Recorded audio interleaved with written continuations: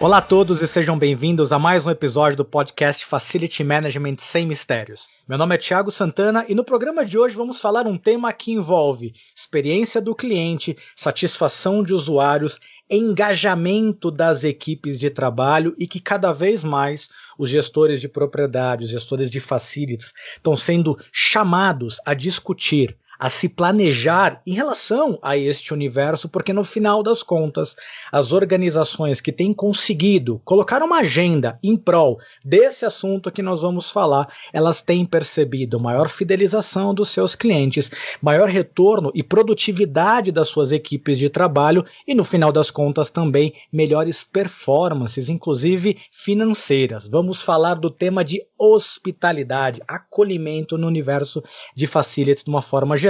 E para bater esse papo agradabilíssimo, tenho o prazer de convidar Marcelo Boeger, consultor da Hospitalidade e Consultoria. Marcelo, seja bem-vindo ao nosso podcast. Olá, Thiago e a todos os ouvintes. Muito obrigado pelo convite. É um enorme prazer, um privilégio estar aqui contigo, debatendo com um tema tão relevante, cada vez mais importante, como você mesmo disse, dentro da estratégia de acolhimento e receber pessoas no mundo corporativo.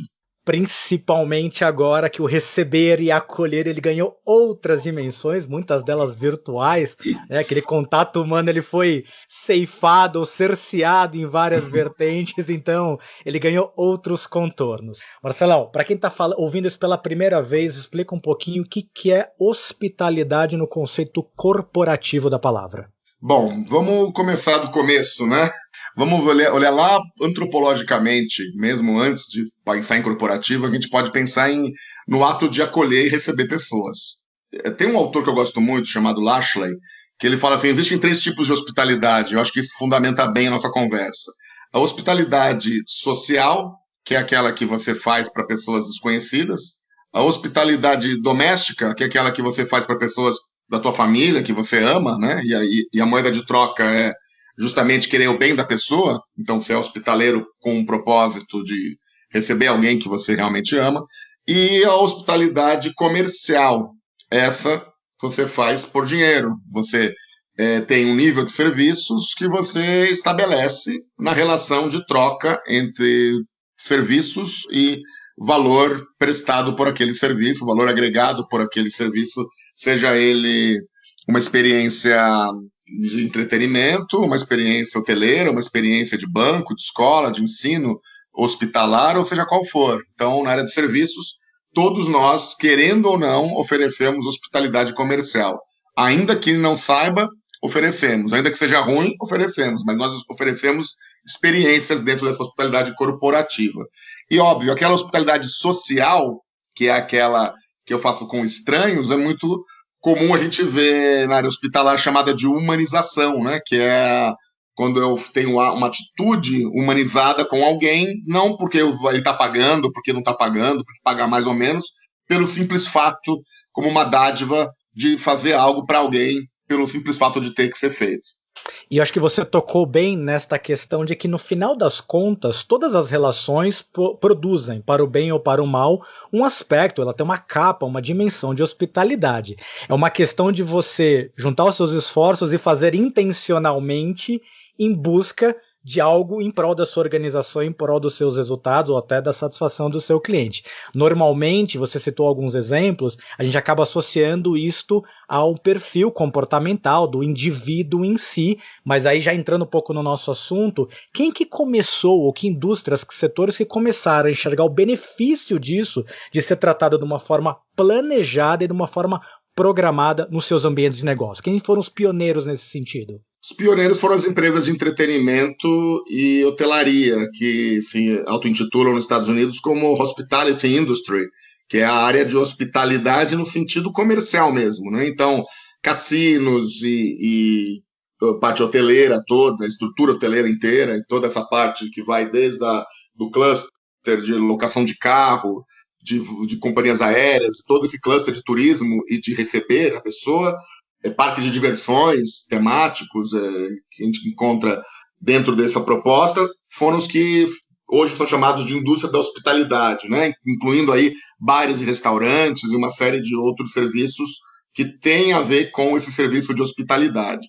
Mas ele extrapolou esta área, né? E a gente vê isso sendo usado na área hospitalar, como você muito bem sabe, a gente vê isso sendo usado em bancos para declarar níveis de serviços, companhias aéreas também separam muito claramente, né, seus produtos em relação a valor e experiência prestada, e a gente vai encontrar isso em inúmeros outros mercados, mas quem mexe com isso há muito tempo e pode ser chamado como faz parte da indústria de hospitalidade, são essas empresas hoteleiras onde o objetivo fim é o acolhimento, o objetivo fim é o entretenimento, né, ou a hospitalidade que ele tem no nível de trocas que ele faz, né, de valores que ele faz com aquele cliente.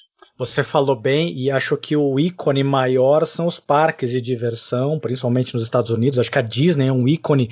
Existem centenas, provavelmente, de livros e exemplos de literatura que exploram como é que sistematicamente esses assuntos são abordados e explorados em prol do negócio.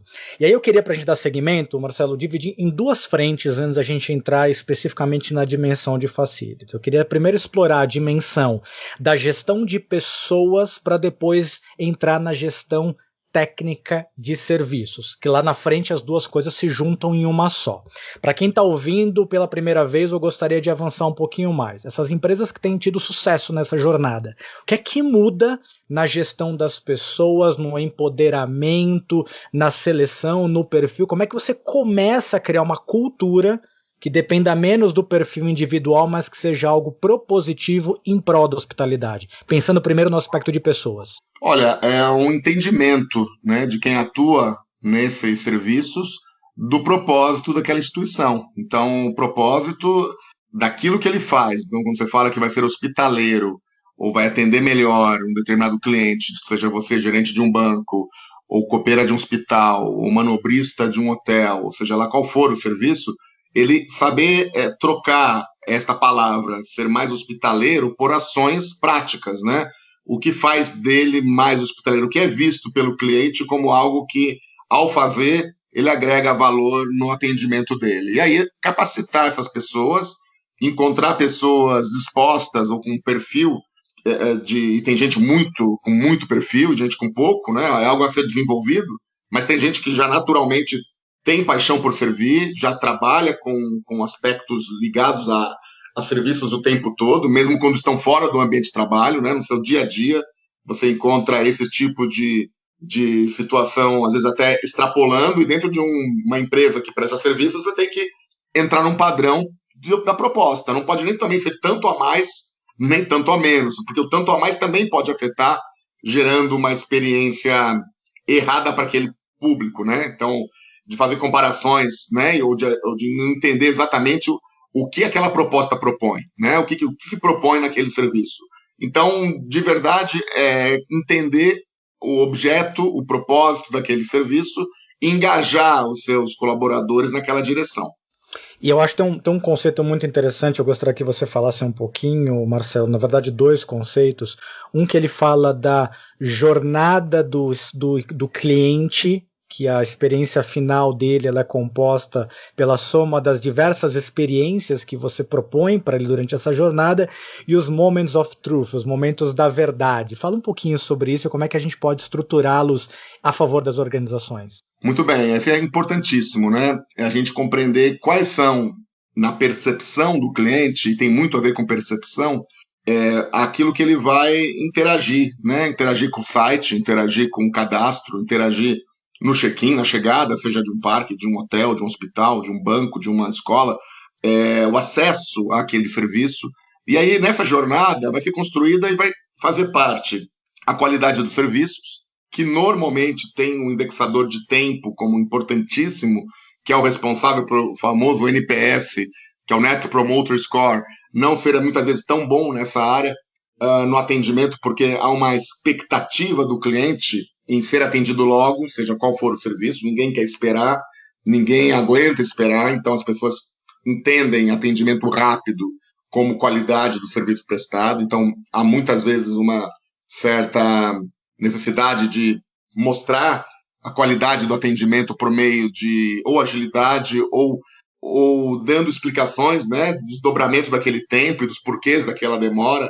Enfim, esse é um ponto importante ao longo de toda a jornada, né? Então ele vai lá cortar o cabelo, ele vai entrar no salão de beleza, ele vai estacionar um carro, vai num shopping, vai num hospital, ele tem que saber qual é o próximo processo e quem o atende tem a obrigação de tornar claro, né, as informações que ele vai ter acesso, que ele tem direito, que ele não tem direito, como isso se faz.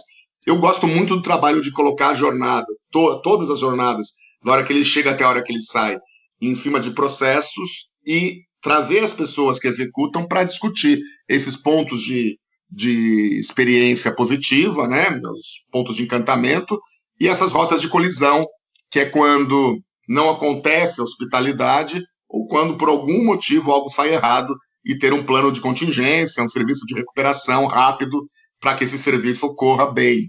Senão a gente acaba chamando a irmã gêmea da hospitalidade, que é a hostilidade. A hostilidade é uma outra percepção que a pessoa tem de serviços. Infelizmente, nós temos isso em vários serviços, por um dia ruim, por algo mal entendido da parte do cliente, por uma proposta não clara, por um dia que a escala estava mal feita ou teve um problema externo, as pessoas não conseguiram chegar na empresa e tinham uma demanda maior do que o número de pessoas para atender, e algo aconteceu que ele se sentiu mal atendido. Então, toda essa jornada deve ser compreendida do começo, meio e fim, e deve ter indicadores, e deve ter uma análise de processos, deve ter um plano de ação quando elas não ocorrem, para que ela seja gerida com a hospitalidade que a empresa se propõe, né, para ser exatamente aquilo que ela se propõe. Isso em termos de processo. Em termos de pessoas, claro, é empoderar as pessoas para que elas possam ousar fazer algo diferente até do que o processo dele, desde que não seja um protocolo, exige, para que ela possa, às vezes, driblar uma situação, não ter um limite de alçada, ou não ter uma autorização, mas poder executar e oferecer o serviço para o cliente, apesar de limitações no processo. Principalmente durante as etapas de uma eventual recuperação, né, Marcelo? E aí eu convido todo mundo que está ouvindo, tentem se lembrar as últimas experiências ruins que vocês tiveram com qualquer tipo de atendimento, com um provedor de serviços de telefonia, TV a cabo, no banco, num call center, num hospital, seja lá qual for. Podem prestar atenção. Todas as experiências ruins têm a ver com algum processo que não deu certo. Então o Marcelo falou do aspecto tempo, esse é um dos campeões de reclamação, mas é porque a cobrança veio a mais, a cobrança veio a menos, erraram o cadastro, quer dizer, algo do processo falhou. Pensem agora nas experiências positivas, todas elas têm um toque humano de algo que não estava previsto. Ninguém fica feliz porque a fatura do cartão chegou a tempo, mas eventualmente fala, puxa, olha, o seu cartão no atendimento, tivemos um problema, me desculpe, por conta disso eu vou fazer alguma coisa a mais, né? Ou seja, quando é ruim é processo, e o processo está na nossa mão. Então, no mínimo, conhecer a jornada do cliente, entender os pontos de contatos, os pontos de atrito, ele evita uma experiência negativa. E aí o empoderamento ele pode certamente criar a experiência positiva. E aí, Marcelo, pegando esses dois ganchos, vamos começar a entrar na outra vertente, que é a vertente de serviços. Porque às vezes fica muito na cabeça de todo mundo de que, então eu preciso ter alguém hospitaleiro, alguém que fale bem, alguém que seja simpático, que faça mais.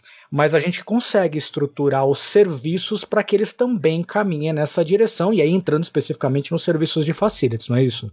Perfeitamente. O serviço de facilities ele acaba estando intrínseco nos serviços da infraestrutura. Então, ainda que não esteja diretamente a serviço do cliente, indiretamente, o fato dele encontrar um ambiente sujo, um banheiro sempre ocupado, ou um elevador quebrado, seja qual for o ponto de contato, né, que ele teve com o serviço que falhou, ele obviamente vai avaliar o serviço negativamente, ainda que não tenha a pessoa diretamente envolvida, mas que indiretamente lhe crie a percepção de um serviço de baixa qualidade. Isso é muito comum, porque acontece o tempo todo em todos os locais. A gente está falando de qualidade do serviço, eu estou falando de ambiente como um segundo elemento, né? A gente falava de qualidade do serviço até aqui. Ambiente é outro ponto de verificação desse cliente, de forma intuitiva, que a gente pode nivelar por luxo ou por nível de serviços, né? Então ele entra num lugar que ele também já a arquitetura do lugar ou a estrutura do lugar já remete para um lugar caro, ou para um lugar simples, ou para um lugar de eficiência, né? Porque ele vê pouca fila, ele vê algo rápido acontecendo, tipo uma fila de supermercado que você, depois de pegar as compras, desiste com o carrinho cheio. Certamente, porque é justamente isso, né? Gestão da expectativa, gestão da hostilidade e as percepções. Os serviços, eles envolvem muito a questão de percepção, né, Marcelo? Pois é, então o ambiente é o tempo todo, ele vai afetar e vai perceber. O carrinho trava, né? Que tem aquela rodinha que vai para a direita em vez de reto. O cara fica bravo com aquilo. E não tem nada a ver com pessoas, tem a ver com o serviço de manutenção que deveria ter cuidado das rodinhas dos carrinhos. É muito indireto. E nem sempre quem está nesse serviço enxerga, ou se enxerga dentro da experiência do cliente. Então tem que alertar toda essa turma, falando, peraí, vocês estão muito dentro da experiência do cliente, né? Então, além de ambiente e qualidade do serviço, a gente também tem a questão do acesso. Acesso traria como um elemento separado. Em hospital, a gente trabalha qualidade do cuidado, que é um outro elemento que quem está na saúde acaba enxergando, diferente talvez de outros mercados, né? E cobrança. Cobrança também afeta essa qualidade. Então, desses 4 elementos que serviriam para todos esses seriam ambiente, qualidade do serviço, o acesso, né, e a qualidade do cuidado para a área de saúde. E aí eu queria fazer uma provocação, queria que você falasse um pouquinho, Marcelo, de algo que eu venho desafiando no mercado há muito tempo, de que é aquela questão.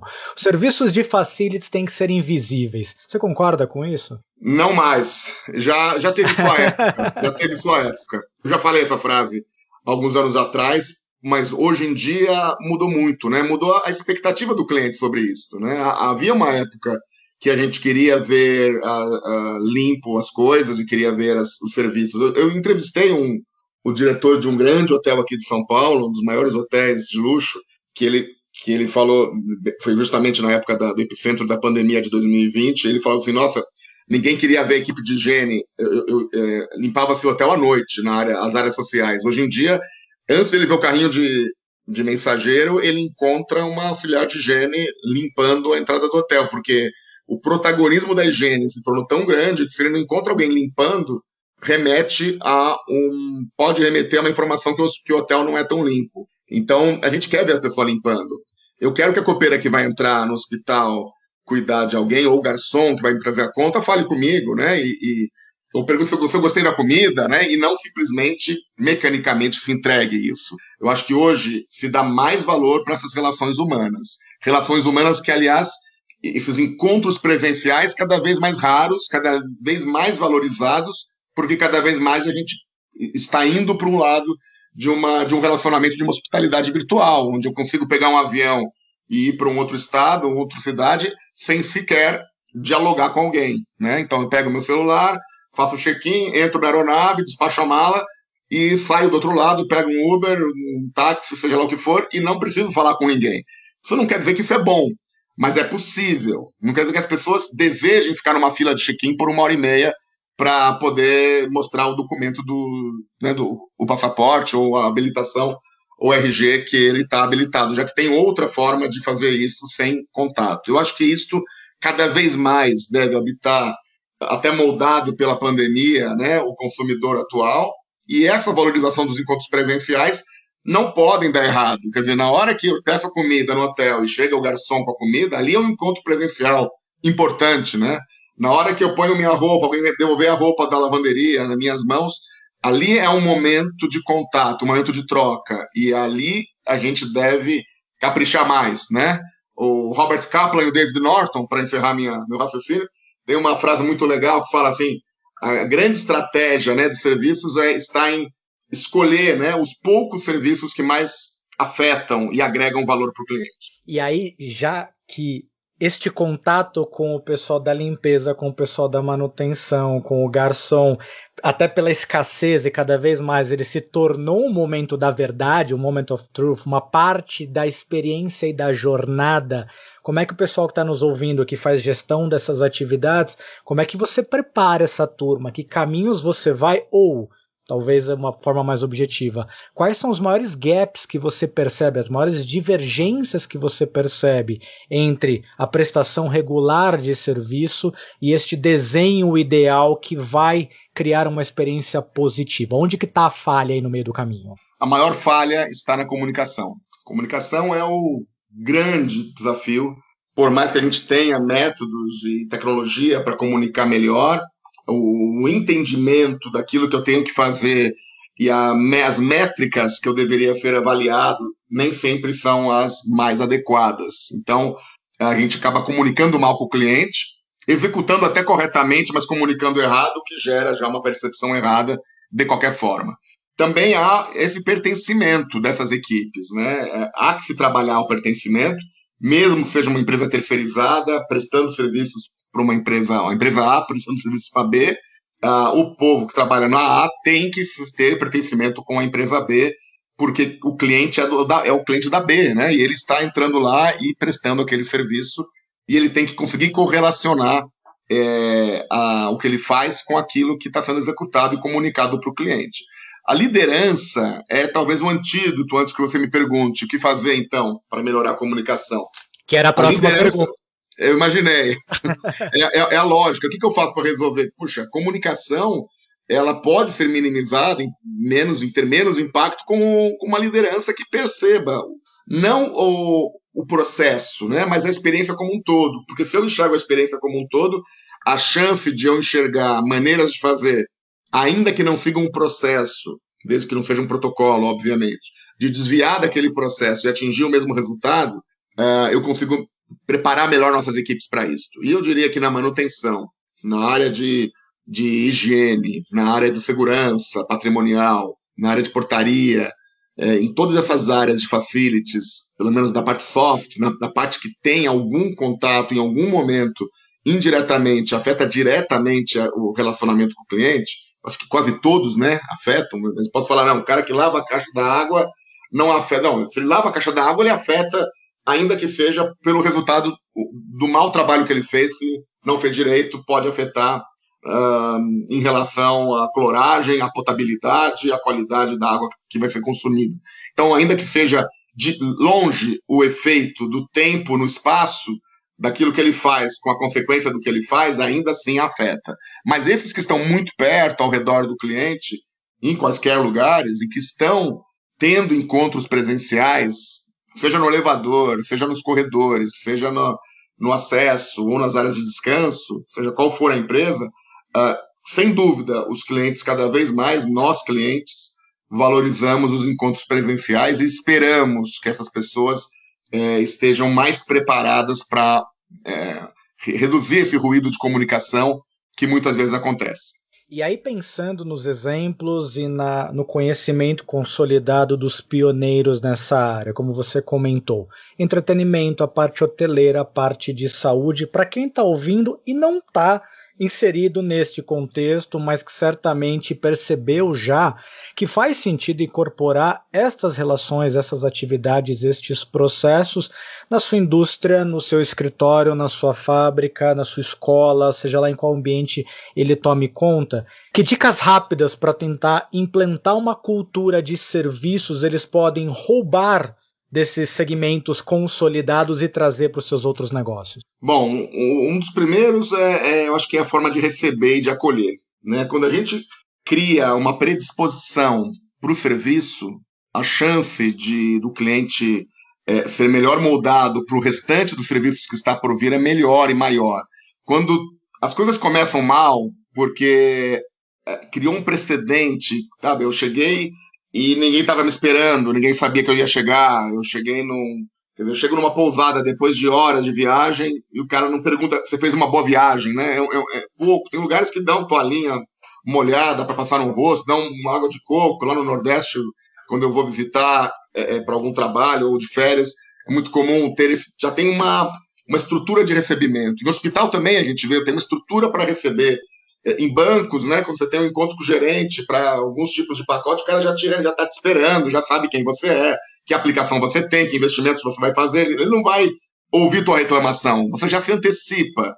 Então eu sei que o paciente, a última vez, reclamou do leito, que o colchão estava duro, ou no hotel, que ele gosta de andares altos, ou gosta de um determinado tipo de coquetel. A gente já antecipa tanto a coisa positiva que está para acontecer, como minimiza os devidos impactos. Então, eu acho que uma das dicas aí seria caprichar na chegada, caprichar no primeiro contato. Que o primeiro contato ele pode ser, às vezes para quem ainda não percebeu, no manobrista que recebe da garagem do prédio onde você está, da pessoa que eventualmente está no hall da sua entrada, da sua recepção, da sua organização e vai dar uma informação, ou da própria recepcionista, né, Marcelo? Você não precisa criar uma estrutura específica para isso, mas é moldar as interações com esse objetivo, não é isso? Perfeitamente. Muitas vezes são pessoas que aparentemente são as que menos estão no centro do atendimento, né? Então são pessoas, às vezes, periféricas, no sentido de que só vão ter uma participação pequena, cuja intensidade é pequena e a extensão é pequena, porque uma das maneiras de você medir isso é pela extensão e a intensidade do contato, né? Você pode ter uma régua com extensão e intensidade de formas distintas. E você vai encontrar pessoas que têm alta intensidade e alta extensão, pessoas que têm baixa intensidade e baixa extensão. Extensão, eu me refiro ao tempo que aquele contato dura. Mesmo sendo baixo, essa extensão e uma baixa intensidade, não quer dizer que ele não seja importante. Ele pode ser a pessoa que vai dar o acesso ou a pessoa que pode botar tudo a perder por uma frase mal feita, por um problema que é recorrente. Esse é um outro ponto também que a gente, às vezes, percebe falhas, né, onde não há uma percepção dos problemas recorrentes. Então, acontece todo dia e a gente continua permitindo que ele ocorra e vai trabalhar somente o efeito, que é os serviços de recuperação, ao invés de trabalhar as causas e, por exemplo, resolver definitivamente a chegada do cliente, né? Orçando melhor o investimento que teria que fazer, ou preparando essa equipe melhor, ou criando um processo diferente daquele que existe hoje. Ainda assim, você comentou bem, não deve ser o ideal, o mundo perfeito é você trabalhar antes, mas ainda assim a recuperação do serviço ele tem um papel crucial. Para a gente começar a encaminhar para o nosso final desse bate-papo, eu queria que você falasse sobre o quanto as empresas já perceberam o valor da recuperação, principalmente nas pequenas interações. A gente está avançando nisso ou tem um campo aí a ser explorado de uma forma geral, Marcelo? Eu acho que avançamos bastante, né? Bom, eu já trabalho com isso há quase 20 anos, então eu tive a oportunidade de vivenciar vários cenários anteriores, né? E te digo que desse período que eu estou no mercado de trabalho, eu vejo avanços significativos. Bancos, companhias aéreas, hotéis, hospitais, locadoras de carro e tantos outros. Mas ainda é um desafio, porque muitas vezes essa recuperação de serviço não é algo programado ou planejado, é algo que é improvisado, né? A pessoa localmente vai resolver o problema que foi gerado porque não foi previsto, né? Então ela não tem alçada ou tem que esperar horas, às vezes, por uma definição óbvia que a própria pessoa que está na linha de frente poderia ter dado.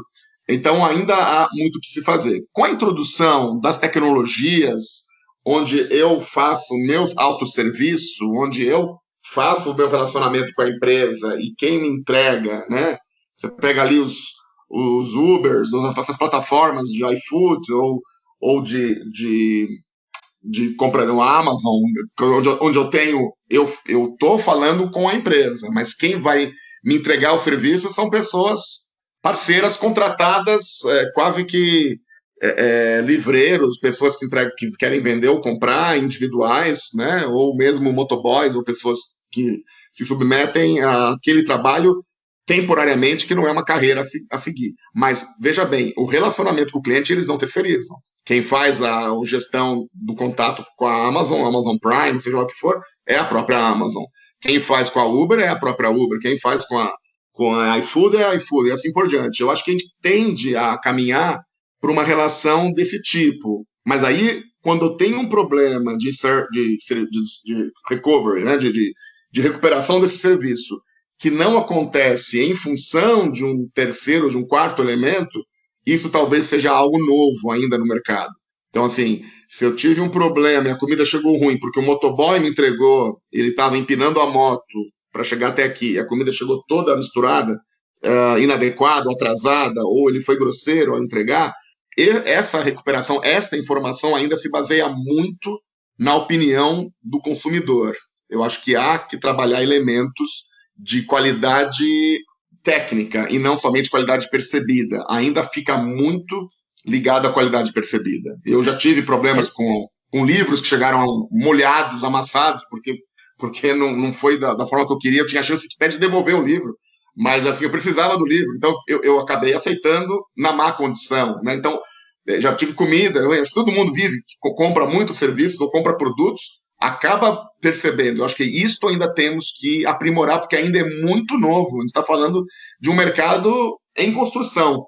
E ainda é muito reativo, pegando o gancho do que você acabou de falar, né, Marcelo? Depende demais da opinião do usuário, depende demais do usuário fazer a reclamação, e a gente já aprendeu que não é porque não há reclamação que não há um problema. Normalmente, de cada 2 reclamações, quer dizer que você teve outros 10 problemas que são invisíveis. Acho que o desafio é como é que você mapeia tudo isso e segue avançando de uma forma estruturada e sistêmica dentro da sua organização. Última pergunta antes da apresentação para a gente encerrar, Marcelo. Normalmente as organizações têm avançado mais na gestão, no pensamento, no processamento de táticas, de lógicas, endereçadas para a melhoria da experiência do cliente. Quem capitaneia essas atividades dentro das organizações? São setores específicos de experiência do cliente, é recursos humanos, é qualidade? Quem que normalmente lidera esses processos? Olha, tem que ser um trabalho em conjunto. A área comercial, que define a captação desses clientes, tem que estar diretamente relacionada com a área de marketing, que promove os produtos que se vende, né? A área de RH, que é quem contrata essas pessoas para gerar essas experiências, tem que entender qual a proposta de experiência a ser realizada. Você tem o gestor de serviços, o gestor de hotelaria, o gestor de facilities, de acordo com o tipo de instituição que a gente está falando, que vai ser o catalisador desses elementos e conseguir metrificar, né, criar métricas. Assim, o atendimento não pode passar de X minutos, o carro tem que ser devolvido em até X tempo, a internação tem que ser realizada de tal maneira, a hospedagem, o check-out tem que acontecer de tal forma. Essas métricas, claro, é realizado por esse gestor de operações, o gestor de facilities, o gestor de serviços, que vai olhar para o todo sistemicamente e vai encaminhar. Mas ele não consegue fazer isso sem o entendimento desses outros elementos, onde eu posso até treinar serviços e métricas, mas eu não consigo talvez treinar tão bem empatia. Empatia é um dos elementos que eu vou ter que desenvolver nas pessoas, na área de serviços. Esses momentos, esses encontros raros e únicos que acontecem cada vez menos, mas que quando acontecem se espera muito deles, a gente tem a empatia. Eu quero que você se importe com o meu problema, ao eu relatar o meu problema, seja ele qual for. Eu quero que você reaja a ele e tenha algo para me entregar. O que nos distingue enquanto civilização para qualquer outra nação não civilizada, é a empatia.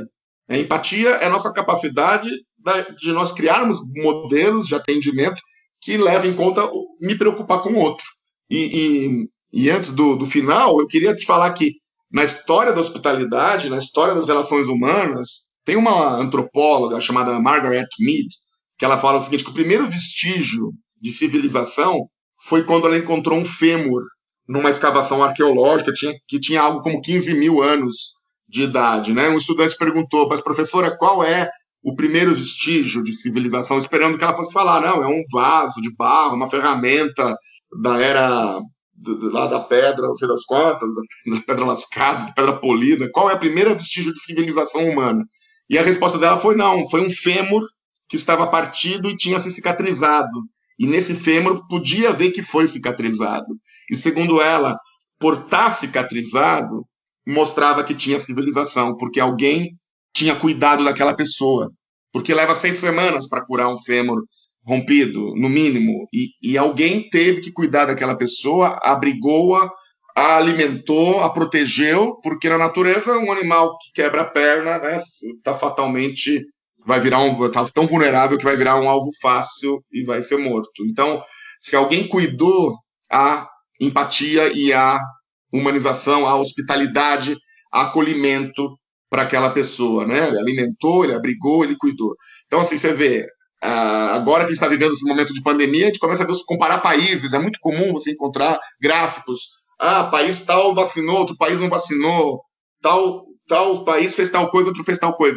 Mas tem a ver com como que eu cuido. Numa empresa, que é uma cultura menor, né? Não estou falando de uma cultura de um povo, uma cultura de uma sociedade, pode ser a cultura do pessoal da noite ou a cultura do plantão par, mas é uma cultura que tem regras e políticas e processos onde eu tenho empatia. Por mais que eu tenha métricas de serviços, eu não posso deixar de olhar para como é a empatia dessas pessoas para com o meu cliente, porque a falta dessa empatia ou a falta de eu não me importar com o problema do cliente, por mais banal que seja para mim, perto dos problemas que existem dentro daquela empresa, pode significar para aquele cliente pouca hospitalidade. E isso pode colocar em xeque todo o resto.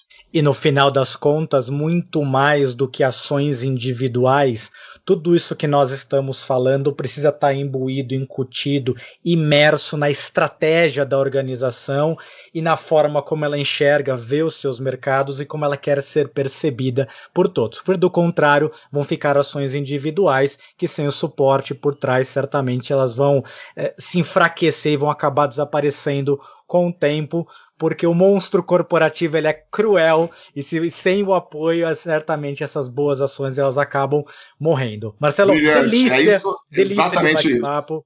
Brilhante, Thiago, é exatamente isso. Se a gente não olha para a missão, visão, valores, o propósito, o conteúdo daquilo tudo, serão ações individuais que têm duração, que vão acontecer num dia, não vão acontecer em outro. Acho que está perfeito a tua colocação, é exatamente isso. É algo sistêmico durante todo o tempo inteiro, por meio de todas as pessoas que têm contato com o serviço. Marcelo, como sempre, uma delícia de bate-papo. Queria agradecer demais a sua presença aqui. Fala um pouquinho sobre você, fala sobre hospitalidade e consultoria e onde o pessoal pode encontrar mais informações sobre o trabalho que vocês desenvolvem. Bom, em primeiro lugar, obrigado pela oportunidade, por estar aqui. É um prazer falar sobre esse tema, um tema tão importante, cada vez mais, eu acho que ganhando protagonismo, né? Mas realmente não é algo simples, é algo para ser trabalhado. Eu sou o professor Marcelo Boegger, eu sou consultor, atuo já há muitos anos na hospitalidade e consultoria, onde nós atuamos principalmente no mercado de saúde, mas já temos de vez em quando participação em outros mercados, como hoteleiro, né, e em outros, como supermercados, bancos, já tivemos alguns contatos, mas principalmente na área de saúde a gente vem atuando, tentando enxergar aí melhores práticas e treinando as lideranças e treinando as equipes, revisitando processos para entregar jornadas mais consistentes para o cliente. Eu sou professor, coordeno o curso de pós-graduação lá no Einstein, de hotelaria e facilities, dou aula também no curso de controle de infecção hospitalar da CCH-Med, sou professor da Fundação Unimed, de outras instituições também na área de saúde, e me coloco à disposição aí, quem quiser me achar, vai me achar facilmente em LinkedIn e Facebook, Instagram, e todos esses canais aí de comunicação. Fico à disposição para falar com o teu público, através de você. Também volto a insistir, devolvo a gentileza que você me falou. Realmente é sempre um prazer discutir esse tema, vejo o quanto, já tive em palestras tuas, vejo o quanto a gente está afinado em relação ao pensamento estratégico e da importância que tem a área de serviços nesse mercado. O link para o perfil no LinkedIn do Marcelo está aqui na descrição desse podcast. Marcelo, mais uma vez, obrigado pela sua participação. Para quem está nos ouvindo, compartilhe esse podcast, compartilhe esse link e fique atento que semana que vem tem mais conteúdo para vocês. Um grande abraço e até a próxima. Obrigado.